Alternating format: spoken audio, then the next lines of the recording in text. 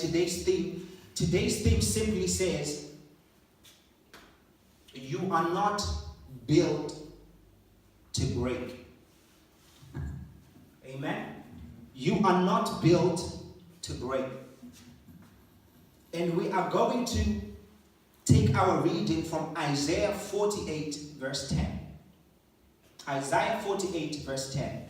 And I'm gonna try to be as quick as I can with this thing so that we can round it off. I'm gonna be as quick as I can with this thing so we can round it off. Isaiah 48 verse 10.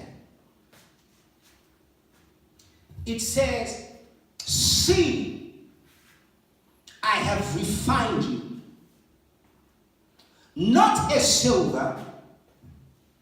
That's a lot. Not as silver. I have tested you in the furnace of affliction. Glory be to Jesus. I'm going to break that down. See, I have refined you, not as silver.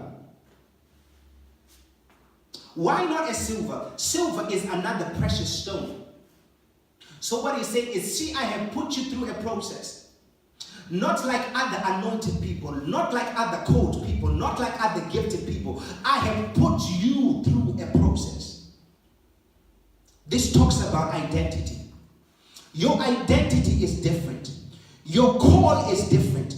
Your assignment is different. And because it is different, your path is different. Your tests are different. The doctor doesn't have the same test as a mechanic. His test is specific to his field. Depending on what you are called to, your test is then tailor-made to that, so that it fits the mold, so that it is person specific. So see, I have refined you as an individual. I have refined you. I have refined you, Tim. I have refined you, John. I have refined you, Peter. I have refined you, Walter. I put your name there. I have refined you. Not as silver. Not as your peers. Not as your brothers. I've heard people crying saying, why is it that it seems that I continue to go through? It seems that I continue to encounter. I continue. Why is it? Why, oh why? I'm here to bring clarity to that question. I'm here to bring clarity to that confusion. Why? Because I have made your test person specific, so that it fits the mold of what I have created you to be. I have refined you not as silver, but I have tested you in the furnace of affliction. When your body is afflicted, when your mind is afflicted, it's troubled. And when metal is being made, where gold is being made and stuff, it gets put through the fire. And what they're trying to do is they're trying to take impurities away from the metal, impurities away from the gold, so that it comes out pure, or rather perfected. So other translations, or if I was to rephrase that, it's, see, I have perfected you. I have made you perfect. Not like silver, but I have made you perfect in the furnace of affliction. When you're being perfected, it's not easy. It doesn't feel good when you're being chastised, when you're being corrected. It doesn't feel good. But the goal is not to destroy you. The enemy comes to steal, kill, and to destroy. God comes that you may have life. Jesus says, I have come that you might have life and have it more abundantly. I ain't coming here to kill you. I want you to have life. But for you to enjoy life in its entirety, to enjoy life in its fullness, I have to perfect you so that you're equipped to carry the weight of the glory that is yet to come. Romans then comes in and says that for I reckon that the sufferings of the present time are not worthy to be compared to the glory that shall be revealed in us. Suffering suffering comes first before glory. Jesus had to die first and before he was glorified. Joseph had to go into the prison. He had to go into the pit first before he was elevated. Why do you continue to go through the storm? Because your time of elevation is coming. Amen. Your time of elevation is coming. So you will go through. The Bible talks about he didn't consider it robbery not to be as God, talking about Jesus. But he endured the cross, etc., etc. He died. And he says, therefore, he has exalted him. Why? Because he endured the process. He went through the process. I understand you've been hurt, but continue to go through the process. You are made out of tough stuff. You are not made to break. Amen. That which the enemy meant for evil, the Lord for the turning around for your good. He is going to use every experience. Every bitter experience is going to work as an ingredient in the baking of your purpose. Hallelujah. I had one preacher preach it this way. He says that if you take flour and you eat it on its own, it tastes horrible. If you take an uncooked egg and you break it and you eat it on its own, it tastes horrible. If you take sugar, now sugar tastes good nonetheless, but if you take sugar and you eat it, it is bad. But when you take the ingredients that on their own taste horrible and you put them together, you come up with a cake that is sweet. But the ingredients have to come together.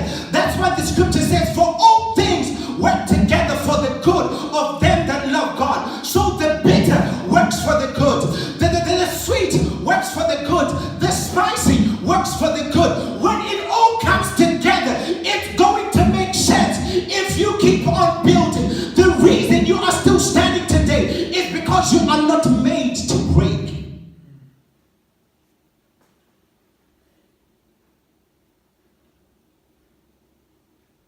A lot of things, weapons, if you will, if you look at a gun, if you look at a bow and arrow, and even move away from weapons, if you look at a football game, how it's played, golf, each and every one of them, when you're shooting a gun, what happens is there is a mechanism in the gun that pulls back fast before it fires forward. If you look at a bow and arrow, there is a pulling back that happens first before the arrow is fired to wherever it needs to go. If you look at a football, you have to pull your leg back fast and kick forward. If you're looking at a golf, you have to swing back fast before you go forward. And I'm saying that many of us find ourselves being pulled back. And we struggle with being pulled back because we're thinking, what is happening to us? But bringing context to it is, if the ball is not pulled back, there is not enough force for the arrow to go anywhere. So if you are not tested, you don't have enough force, you don't have enough experience, you have not yet been perfected for you to be able to shoot forward. Hallelujah. The ball doesn't break because it's being pulled back. Why? Because it was created for this. It was created to handle that level of pressure. Because if it doesn't have that level of pressure, it will not fulfill its assignment. I'm here to say that you are not made to break. The pit did not break Joseph. Why? Because he wasn't made to break. Yes, he bent. Yes, you will bend, but you will not break. Hallelujah. Yes, you will bend, but you will not break. Hallelujah. You will bend, but you will not break. Bending talks about your ability to take weight and to take pressure. The Bible says that we are crushed, but we are not destroyed.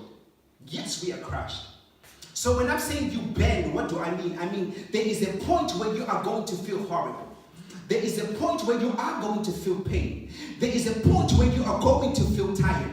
There is a point where you're going to feel like giving up. Why? Because it is difficult. But but the enemy cannot destroy you, because you know what the Bible says, that you will not die but you shall live to proclaim the goodness of the Lord. So you are not made to break. However, you will bend. But as you bend, you are gathering momentum. You are gathering force. All the experiences that you've been through, when we contextualize it, it was building within you something. It was building within you resilience. It was building within you patience. It was building within you character. It was molding something within you. You were being perfected so that you are equipped enough to walk this thing. You are not made to break. Yes, I understand it was hard. Yes, I understand even right now some of you are going through the storm. I understand that some of you are going through rejection. Some of you are struggling in your mind, but you are not made to break. This thing will not be unto death.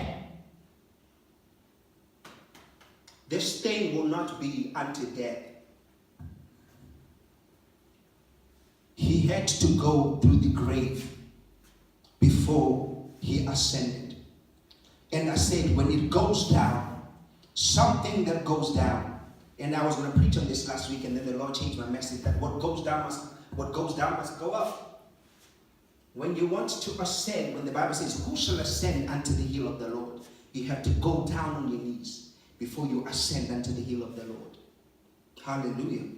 You have to go down on your knees. And if you read the scripture again carefully, it says that he who descended is the same one who ascended.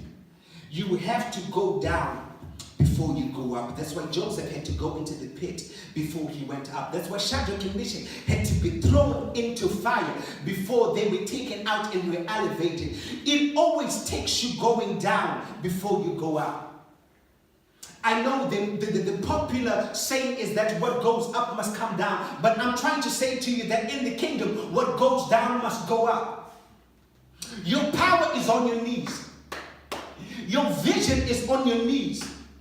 You fulfilling your assignment, it happens on your knees. You have to go down. And it is a principle in the kingdom. A seed has to go down into the ground. And when it starts germinating, the first thing that happens is the root have to go down before it goes up. When you are building a building, the first thing that you do is you dig a foundation. You begin by digging down before you build up.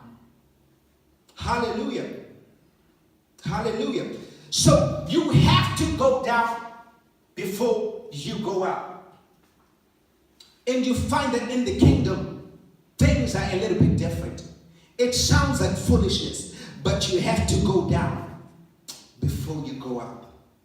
You have to go down before you go up. And the Bible proceeds to say that if you humble yourself in the mighty hand of the Lord, humbling means to bring yourself down low. And what happens is he will lift you up. But what first? You have to be down. You have to go down first. Hallelujah.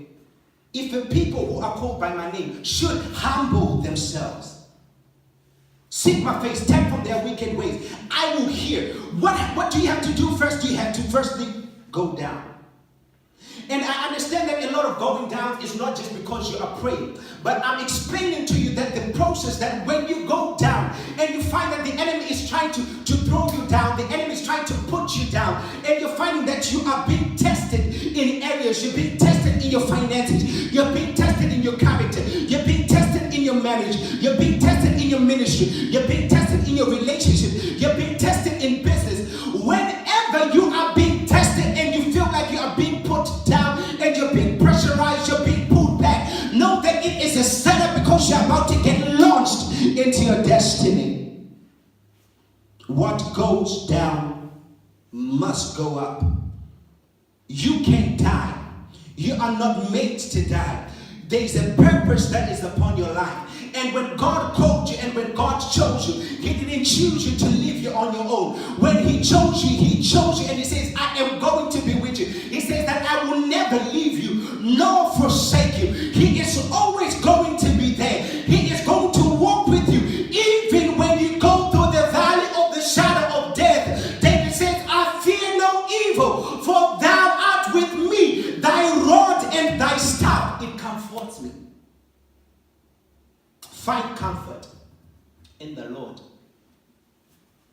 Because it even goes to a place where a man of God, Ezekiel, if I'm not mistaken, is taken to a valley of dry bones.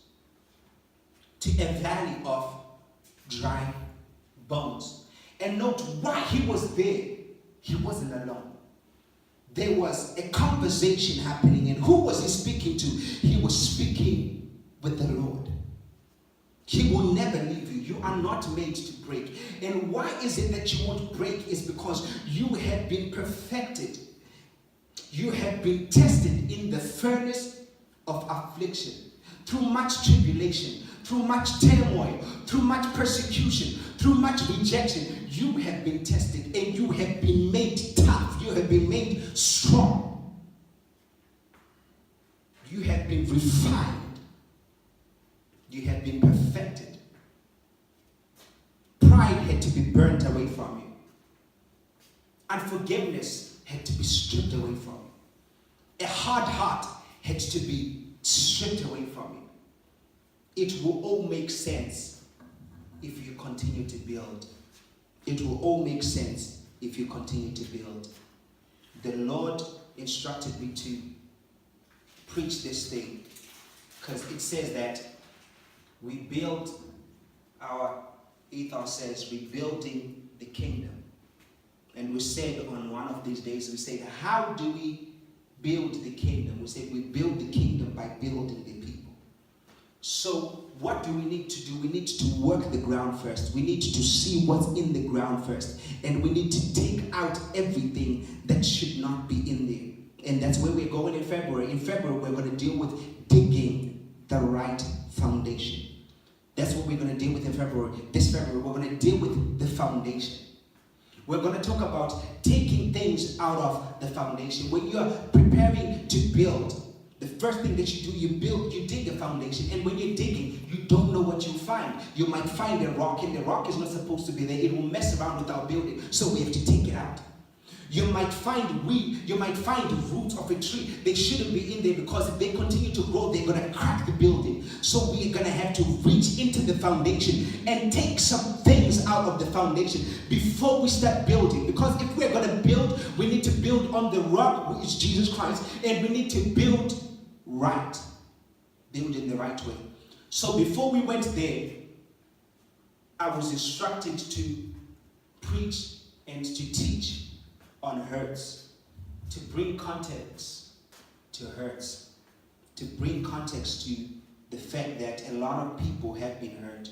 A lot of people are struggling because of what happened to them, what their father did to them, what their mother did to them, what their family did to them, what their brothers did to them, what the church did to them, what their friends did to them, what their wives did to them, what their peers did to them. A lot of people are struggling within their minds. And a lot of people have cancelled their purpose and said, you know what, I'm not worth nothing because I've been through this. I'm not worth anything because I've been divorced. I'm not worth anything because I used to be in prostitution. And because of that, it seems that the church has not been equipped enough to be able to handle such. So they have rejected them. But I'm saying even you who've been rejected, you are a keystone. You are a keystone in the kingdom. And you know what? People are going to look for you. There is going to come a time at the top and at the center when they're going to recognize that, you know what, we cannot build this thing if we don't have a broken stone. We cannot reach this kind of people if we don't have a person with experience. We cannot reach this kind of people and we cannot sustain them if we don't have this kind of person that we once deemed as broken and we rejected them.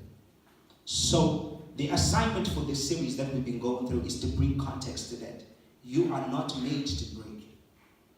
I understand it hurts, but you are not made to break. It will all make sense if you keep on building. It will all make sense if you continue to walk. In eternity, it is. And if you look at it this way, in the currency of heaven, now faith is. Now unto him, it's now. In eternity, it's now. Now faith is. Amen. Now, it deals with now, not tomorrow. Now faith is. Now unto him who is able. It's a now principle. That's in eternity. It's now. But in time, you have to become. The process that you've been going through, it has made you, it has shaped you to become who you are called to be. If you don't allow the enemy to whisper into your ear, to tell you that you're not good enough, to tell you that you're not qualified, to tell you that nobody wants you, to tell you that you know what, because of this, because of that, you don't fit the mold. Tell him, get ye thee behind me, Satan.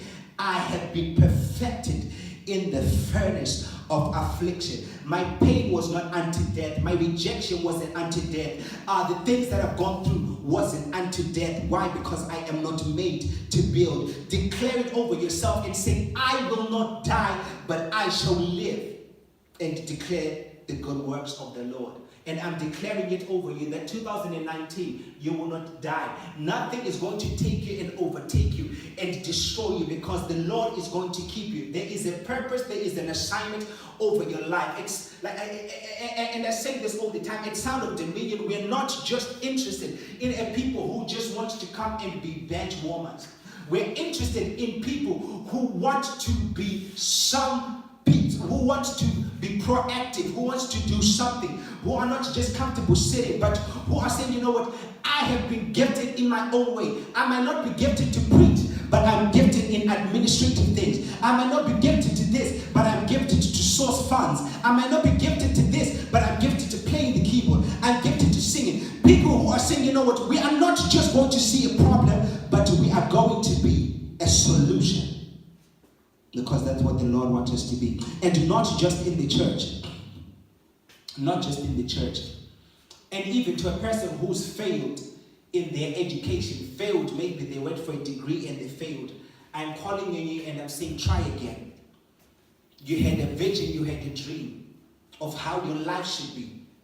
You had something that you love, that God put upon your heart, that this, I love this thing, I am good at this thing. But maybe because certain doors were closed and you weren't able to go through those places, you ended up giving up. And I'm here to declare a word and say, try again. Go and knock again. Go be like Elijah. Elijah went on his knees to pray when the heavens were shut. Yes, you have experienced a closed heaven. I taught about this yesterday. I knew it coming today.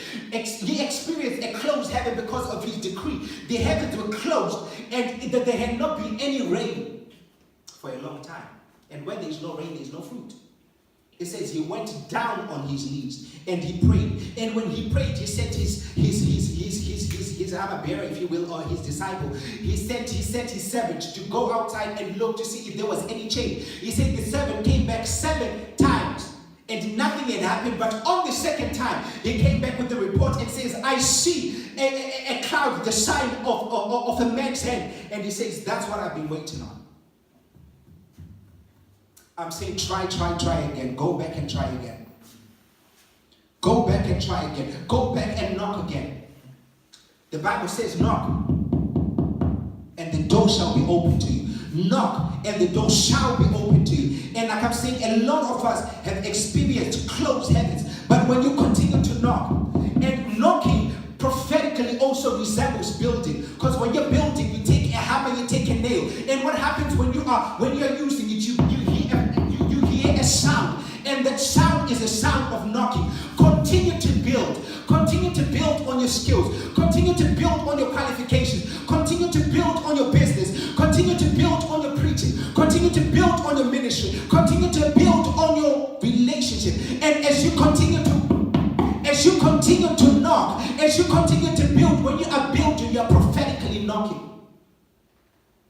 And as you continue to build, the heavens will open, because the Bible declares, knock and the door shall be opened for you. So I'm encouraging you. You tried to establish a business before and it failed because there was a closed heaven. But I'm saying continue to build. I'm saying continue to build. Continue to build. You are not made to break. You are not made to give up. You are not made to give up. Don't throw in the towel now. If you continue to build, it is all going to make sense. If you continue to build, it is all going to come together. If you continue to build, something is going to give. And something has to give. Something has to give. Hallelujah. Try again. You are not made to give. You are not made to break. Yes, those closed doors, the enemy was doing whatever he could to frustrate you. Those doors were closed. Those relationships was closed. This thing was closed, but try again. I encourage you. I feel this in my spirit. I hear it in my spirit. If you're watching this and you have given up on something, you have given up on a dream, you have given up on a vision that the Lord has given you, you have given up on those things that you love to do, that you know you are called to do, you know you are gifted to do, the word of the Lord is coming to me this moment saying, try again. The heavens are going to be opened up above your head. As long as you continue to knock, as long as you continue to build, something is breaking in the atmosphere, and at the right place and at the right time, the heavens are going to burst open. But you need to have built. Noah built first before the rain came. Noah built first before the rain came. Paul says that I planted, Apollos water, then God gives increase. Continue planting. Planting is working. Continue planting. Continue seeding. Continue giving, continue loving, continue forgiving, continue working. It is coming. In this year, you are going to establish that business. In this year, you are going to fix that marriage. In this year, you're going to fix that relationship. In this year, you're going to establish that movement. In this year, you're going to establish that ministry. Continue to build. There is a grace for building on this year. You are not made to break. Don't let them break you. You are made out of tough stuff. What God has put in you is too good. It's too big, and the body of Christ needs it. Your family needs it. Your brothers need it. When Joseph now was elevated, look at it this way. The brothers went through a season whereby their land, there was no fruit in their land because they had not been rained. And they didn't have any food. And guess who was there as a solution once again? Joseph was in the right place at the right time to bring help. If you continue to go through the process, God is going to position you in a place whereby you are going to be a solution, even to those who once rejected you, even to those who once turned their back on you. You are going to be a solution. You are not made to break. This thing can break you. You are the son of the living God. You are the son of the heavenly Father. This thing can destroy you. This thing can mess up with your mind. And you know what? And if you look through the record and you really be honest with yourself, you should have died a long time ago. When you had that car crash, you should have died. But you cannot die. This thing cannot break you. You should have died when you were stabbed, because a lot of people have been stabbed. But guess what? You were stabbed and you survived. Why? Because you cannot die yet, because you have a purpose inside of you that needs to be fulfilled. You went jobless for a long time. A lot of people had their minds messed up. You went through a relationship that should have destroyed you. A lot of people were destroyed by it. Samson lost his life because of a relationship. You went through such a relationship. You are still standing. Why? Because you can't die. You are not made to break. Hallelujah. You are not made to break. If you can honestly and objectively look through your life, look through your life, you will see that the things that you went through, a lot of people have gone through it and they died. But you have the grace, you have the capacity to undergo that and be alive. How do I know it's about grace? Because when the Israelites were coming out of Egypt, out of being afflicted, out of being in slavery, they came to a hard place. Us these days, we call this being between a rock and a hard place. That's what we call it these days. Being between a rock and a hard place. What do I mean? They got to a place whereby before them was the Red Sea, and behind them was the army of Pharaoh, which was pursuing them, which was coming after them. They can't go back because the armies are after them. They can't go forward because there is a Red Sea. But there is a grace to cross over. Yes, I understand you've been faced with hard things. You've been faced with hard hard decisions. You've been faced with a lot of fights. You've been faced with a lot of temptations, trials. You've been faced with a lot of tests. But you have a grace to cross over, because just in the nick of time, the word of the Lord came to the servant Moses, and he says, stretch your rod and the waters will part. Move forward and the waters will part. And the word of the Lord is coming to you today saying, take a step, continue to work, continue to build, continue to press, and the door is going to be open. The Red Sea is going to be parted. But what do you have to do? You have to continue building. You have to continue moving. So Paul says that I press toward the mark of the high calling. Pressing requires pressure. God help me do this thing. So they crossed through the Red Sea. So they crossed through the Red Sea. The Red Sea has parted. They cross and they make it to the other end. The armies of Pharaoh see that they have crossed over. And they say to themselves, hold on. If they have crossed over, we can cross over as well. So as they did, just as they did, maybe they even looked at the footprints and they said, you know what, maybe if we mirror their methods, if we put our leg right where they put their legs, then everything will be well with us. And they began to try to walk like the Israelites. But the problem is they were not the Israelites. And you know what? The atmosphere knows when you show up. The atmosphere can sense when you show up. Why? Because you have a fingerprint in the spirit. You have an identity in the spirit. You have a grace that is upon your life that will only allow you.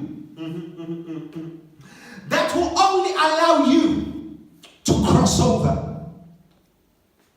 That will only allow you to cross over. So they begin to try. They begin to put their legs right where the Israelites put their legs. They say, no. Make sure you follow this method. Make sure you follow how they did it. Make sure you preach just how they do it. Make sure you handle that situation just like they did it. Make sure you talk just like how he talks. Make sure you sing just like how he sings. But because you are graced for this, you have the grace to cross over. But as they attempted, the Bible declares that the Red Sea closed on them and they were destroyed. Why? Because they were not made of the right stuff. They were not created like the Israelites were. They weren't called like the Israelites were. See, I have refined you. See, I have perfected you. Not like silver, not like other people, but I have tested you in the furnace of affliction. So the soldiers find themselves destroyed. Why? Because they were not graced for the Red Sea. They were not graced to cross over the Red Sea. But the Israelites were graced to walk through the Red Sea. Those things that you have been through, you are still standing. Why? Because you are graced for this day. You are graced to cross over. You are graced to go through the valley and come out alive. You are graced. You are not made to die. You are not made to break. You are not made to break. You are not made to break. Yes, I know others died. I know others tried and tried. I know others went through that thing and they didn't make it. But you are not made to break. You are still standing. Why? Because you are not made to break. Others died before you. Why? But you're still alive. Why? Because there is a special grace to come through. I'm saying I understand you've been through hurt. I'm saying I understand you've been rejected. I understand they talked about you. I understand they lied on you. I understand they rejected you. I understand they plotted against you. But you are not made to break. You have a grace. God help me. You have the grace to come through. You have the grace to go through. You have the grace to go through. The armies of Pharaoh tried it. And they say, because we've seen Peter do it, we can do it as well. Because we saw John do it. And they talk with distaste in their mouth when they talk about you. Because we saw Peter do it, we can do it as well. Does he think he's special? Yes, you are special. The Bible says you're a peculiar people, a chosen and a set apart people. You are special because you are the child of the Most High. You are special because you have a divine purpose over your life. And God's hand is over your life. So you are graced to go through. You are graced to walk through the valley and come out at the end of the tunnel. There is light at the end of the tunnel. You can get to the end of the tunnel. You can fight this thing. You can break this thing. You can win this fight. I understand that the kingdom of God suffers violence. So yes, violence is going to come. Come from where? From the opposition. Come from where? Come from the devil. Why? So that he can destroy you. Seeking whom he may destroy. Seeking whom he may devour. He's trying to find someone who he may devour. But you, there is a grace on your life. There is a call on your life. God's hand is upon your life. And this thing can break you. This thing can destroy you. This thing will not be unto death. This too shall pass. If you are in your storm right now, I'm speaking prophetically to you. This too shall pass. I understand it feels like it's gone on forever, but this too shall pass. If you continue walking, if you continue doing that which is right, you will reap if you faint not. I feel the Spirit of the Lord here.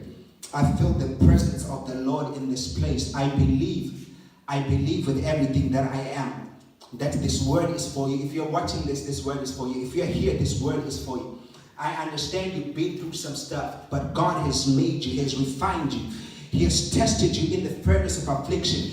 And you will not die. You will not die. You will not die. You will not die. Not in this season. Not in this season. You are going to accomplish that which God says you're going to accomplish. You are going to obtain. You are going to attain that which the Lord says you will have. If the Lord says that you will be a millionaire this year, you will be a millionaire. If the Lord says that there is a financial breakthrough, you will have your financial breakthrough. If the Lord said you will get married, yes, you've been waiting. You will get married. If the Lord said you will establish a business, you will establish a business. If the Lord said you will come out, you will come out. The Bible says that He's not a man that you should lie. You are not made to break. You are not made to break. The pit, it didn't even start with the pit. Joseph's father's house didn't break him. The pit didn't break him. The act of witchcraft, he said we'll deal with this another time when we'll deal with spirit warfare. The act of witchcraft, when they took his garment, put blood and lied and used it, didn't destroy him. They sold him just like they sold Jesus. But look at the resemblance. Jesus was sold for money. Joseph is sold for money. But as Jesus is sold for money, he is pushed towards completing his assignment. As Joseph is being sold into slavery and is going to Potiphar's house, he is sold, but he is being put a step closer. And I'm saying everything that you've been through has pushed you to be a step closer to accomplishing your destiny, to fulfilling your destiny. It has pushed you a step closer. You are a step closer. Take one more step. Knock one more time. Try again. You're almost there.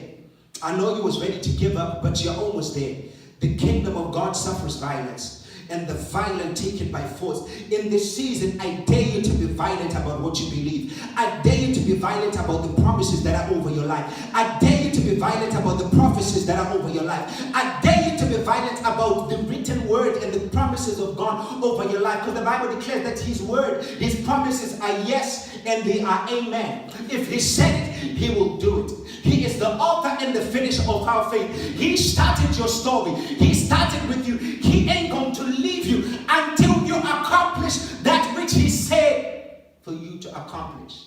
The Bible says that He watches over His word. He watches over His word. Why? To make sure that it accomplishes. You will accomplish it. You will make it. You will have it. I ask you to rise up on your feet. I ask you to lift up your hands if you will. We are going to pray. We are going to pray and say, Lord, thank you for this word.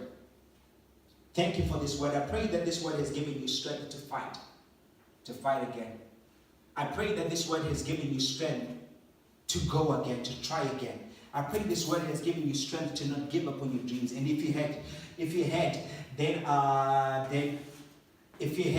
then go back again, try again, because I know the Lord has a purpose for you.